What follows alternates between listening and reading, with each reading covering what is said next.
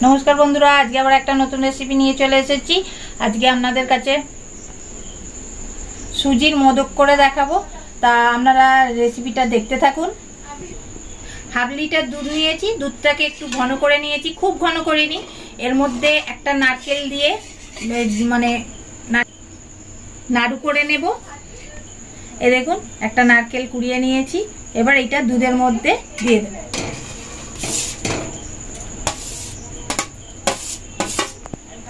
এই দেখুন এরকম ছোট বাটির এক বাটি ঠিক নয়, এক বাটির একটু কম চিনি আমি দিয়ে দেব এর মধ্যে।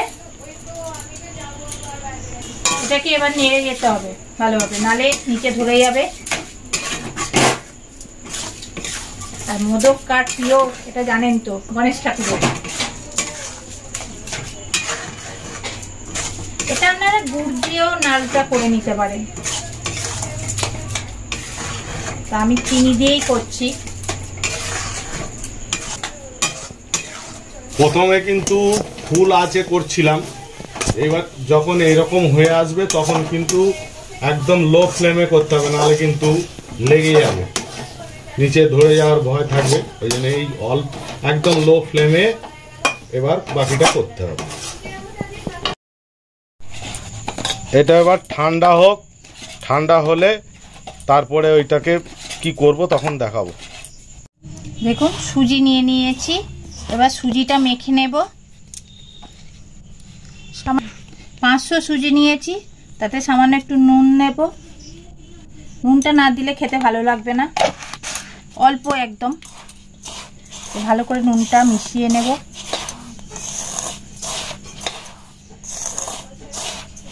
আর আমি এখানে জলটা কুসুম কুসুম একটু গরম করে নিয়েছি, খুব একদম গরম করিনি,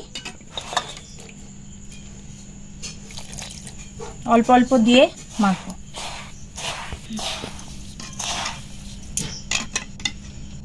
এরকম ভাবেই এবার এটা মেখে নেব অল্প অল্প করে জল দিয়ে। এই যে ডোটা তৈরি করবেন, এটা তো দেখবেন সুজিতে একটা দানা দানা ভাব থাকে, এটা ভালো করে থেসতে হবে। যতক্ষণ না দানা ভাবটা যাচ্ছে ততক্ষণ ভালোভাবে থেসতে হবে। আর জলটা বুঝে দেবেন, খুব পাতলা হলে কিন্তু হবে না, তাহলে মোদক আর তৈরি করতে পারবেন না। দেখুন এটা মাখা হয়ে গেছে। এটা এবার 5-10 মিনিট রেখে দেব চাপা দিয়ে। একটু ঘি দিয়ে দেব যাতে তৈরি করবার সময় হাতে না লাগে।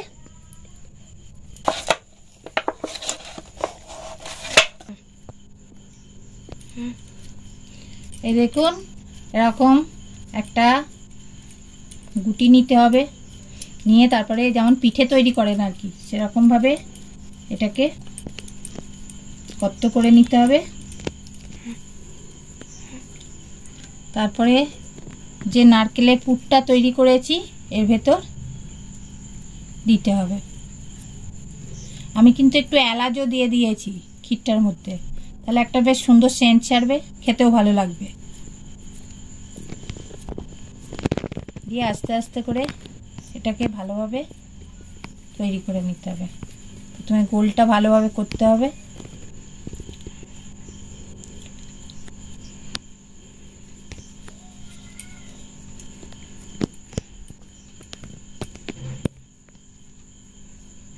এই যে মাথাটা একটু লম্বা করে দিতে হবে, মোদক যেমন হয় আর কি আপনারা তো জানেনই।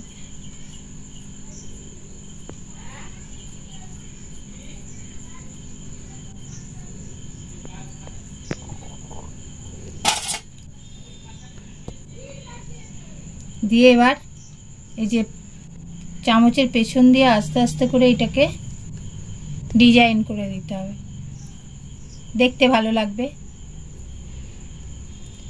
আপনাদের যদি ছাঁচ থাকে সেই ছাঁচেও করতে পারেন, তবে এটা ছাঁচ ছাড়াই দেখুন করা যাচ্ছে ভালো।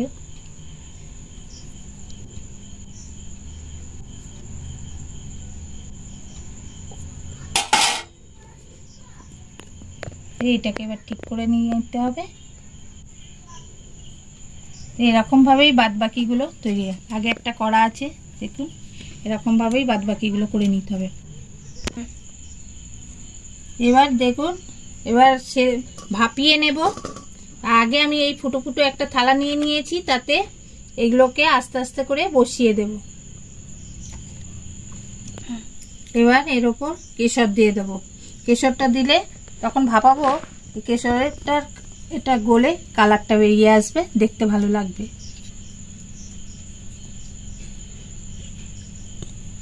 সবই এরকম দিয়ে দেব। একটা ডেচকিতে জল বসিয়ে দিয়েছি।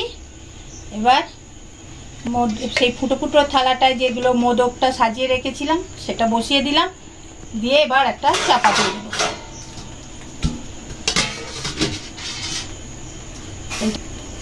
এটা ভাপানো হোক, তারপর আসছে। সুন্দর হয়েছে, এই আমার হয়ে গেছে মোদকটা। এবার এটা নামিয়ে নেব।